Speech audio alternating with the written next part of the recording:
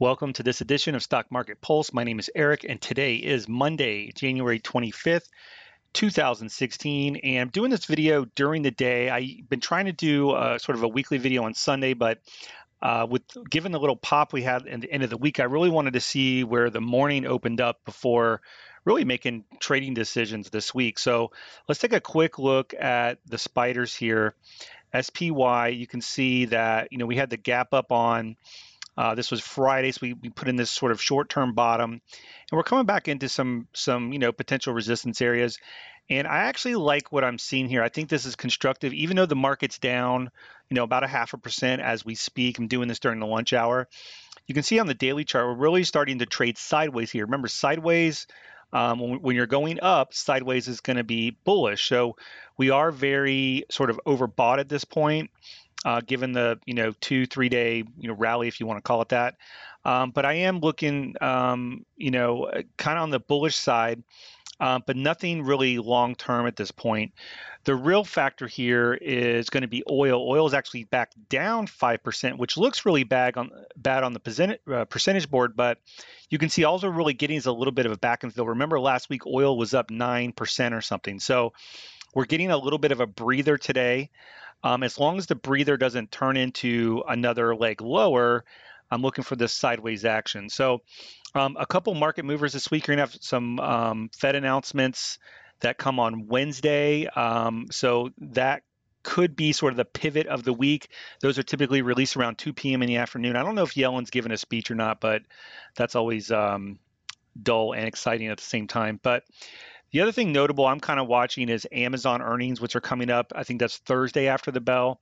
So I really think, basically today, tomorrow, we probably trade sideways, possibly even bullish, given the fact that maybe we rally a little bit into the Fed. Now, once the Fed comes out and says something, then, who knows what it's going to be.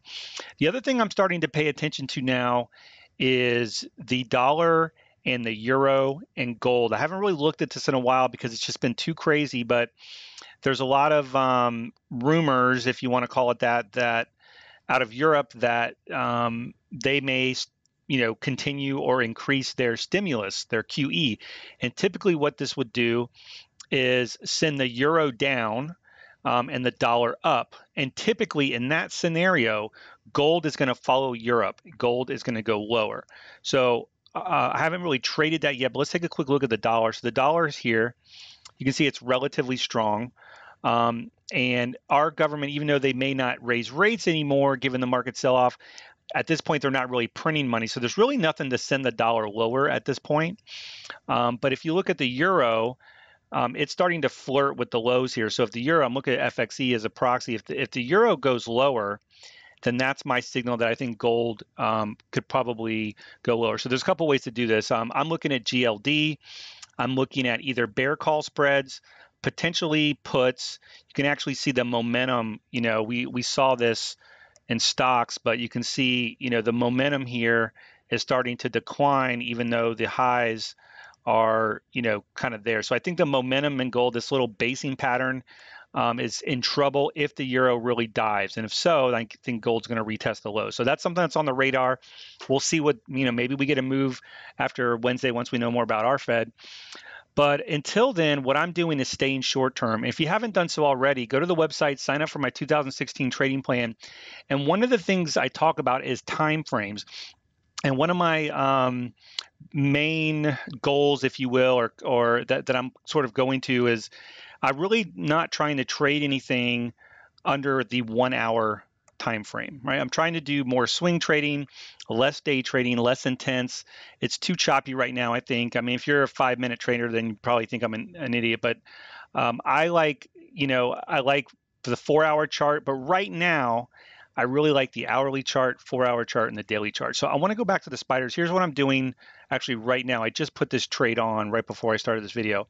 Look at the hourly chart and of the SPY. We see at the break. So the only reason I'm taking a long signal on this is because we broke the downtrend, right? So let me draw this in. It's kind of sloppy, but so we broke the downtrend, right? We gapped above it, looking for a little pullback. I'm now taking long signals. Before, I was taking short signals, right? Because we're in a downtrend. I don't want to just buy every dip because you never know, I mean, obviously these worked out a little bit. You can see that I use the DMI stochastic as my sort of entry technique, but I'm basically buying some calls on this. I went with let's go to the option chain. I picked up 4 of the February Delta 70 calls, got them for about 850. So I just got into this. Like I said, they're the 183 calls. So the other thing I did was if I right click this and I send this to my charts, I'm going to look at the chart of the option, and you're actually getting a buy signal on the option. So I got in these for about 840, 850. I have a stop at $8, so I'm risking 50 cents on this trade. If for some reason we have a crappy sell-off in the afternoon, I will get stopped out. Otherwise, I will hold on to these and look for a little bit move higher, and then look to take profits once the hourly chart starts to get overbought. So again, short-term trades until the market really proves itself, and we'll see what those market moving events look like. So don't forget to go to the website, stockoptionassassin.com, pick up the trading plan, and I'll see you at the next video.